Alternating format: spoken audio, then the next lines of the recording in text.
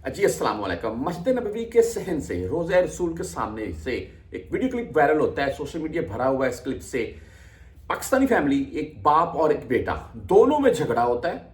अभी मामला social media के ऊपर जैसे कि लिखा आ रहा है, पूरी डिटेल में आपको बताता हूँ। और इस क्लिप में सच्चाई कितनी है वो भी आपको साथ में बता देता हूँ। मस्जिद नबवी के सहन में जो वाक़या पेश आया है, पाकिस्तानी बाप और बेटा दोनों मस्जिद नबवी के सहन में यानी कि रोज़ा रसूल के सामने किसी बात के ऊपर उनका आपस में झगड़ा हो जाता है। और पाकिस्तानी जो बुजुर्ग है उनकी गर्दन पकड़ी, दबोची हुई है लड़के ने। और बाद में अस्करी वाले आते हैं, आकर उनकी जान छुड़ाते हैं।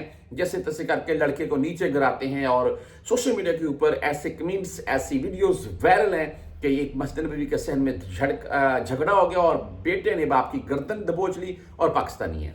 मैं अपील करता हूं ऐसे लोगों से, खुदारा पाकिस्तान को बदनाम मत करें। कुछ ऐसे भी वाकया सामने आ रखे हैं जो इस वीडियो के मतलब, जो आपके साथ में क्लिप आप देख रहे हैं, इसके मतलब जो गर्दिश कर रही हैं बातें। एक ये मिस्री नौजवान है, इसको दौरे पड़ते हैं और इसको जब दौरा पड़ा, इसने इस बुजुर्ग का गर्दन दबोच ली है। और ये बाद में मिस्री जो नौजवान है, इसको छुड़ाया गया, इसको अलहदा किया गया, पकड़ा गया है। आप वीडियो क्लिप में आपने देख भी लिया साथ में। मामला सोशल मीडिया के ऊपर वायरल होता है ना। ये पाकिस्तानी बिल्कुल जी, ये जो बुजुर्ग हैं पाकिस्तानी, ये पीछे एक खातून खड़ी हुई है, वो शायद इनकी बेगम है जी, माँ जी है, वो भी पाकिस्तानी है। ये जो लड़का है ना इनका बेटा है ना मिस्री है।